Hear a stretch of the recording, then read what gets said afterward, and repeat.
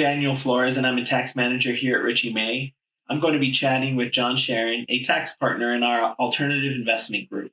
And today we're going to be talking about aggregate allocations for taxes and alternative investments. So, John, what type of entities use aggregate allocations? Yeah, Dan. So aggregate allocations are a methodology that is prescribed for investment partnerships or securities type partnerships. It's something that's in the IRS code and regulations that's very specific to these type of entities. Where we see it the most, and what we're talking about here today, is really as it relates to hedge funds that trade in various stocks, bonds, and other similar type products. So, if I'm an investor getting a K1, how is my K1 going to look different from other investors in the fund? Yeah, that's also a great question, Dan. So in investors' K1s, even though they may have similar capital balances, because of this methodology of allocating capital gains and losses, may have a completely different allocation of capital gains and losses. Most of the ordinary type items, such as interest income, dividend income, expenses, and similar types of items, are going to be allocated more pro rata based on your ownership.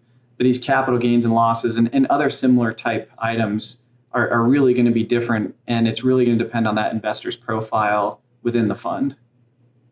Is this methodology approved by the IRS?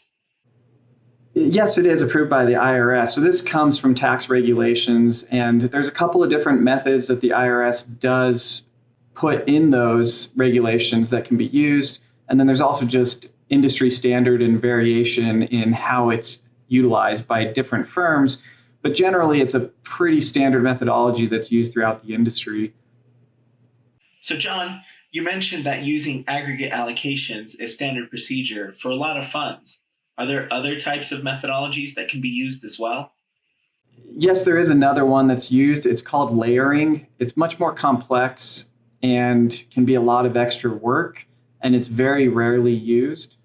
If it's ever something that our fund managers want to know more about and see if it's something that could be beneficial for their fund, we're always happy to answer questions on that. So, John, you mentioned that aggregate allocations are used for hedge funds, but what about PE funds, venture capital funds, and other closed-ended type funds? Great question, Dan. So aggregate allocations are very specific to funds that do more buying and selling of securities.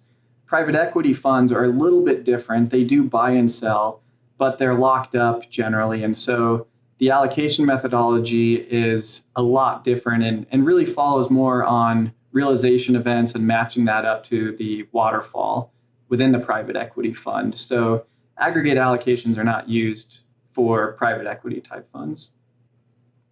John, you've given us a lot of great information. What takeaways or advice would you give a fund manager if they have questions when reviewing their K1s this year? Yeah, Dan, aggregate allocations is a very complex subject. It's also very complex to understand. It's something that we at Richie May are experts at. We've seen many various different types of allocating using aggregation, and it's something that our team is prepared to have conversations with fund managers to help them understand things such as how is the GP allocation being done? How are different partners who have similar capital balances, how are their allocations being done? And we're certainly here to help out any of our fund managers to understand these allocations and what effect it has on their partners.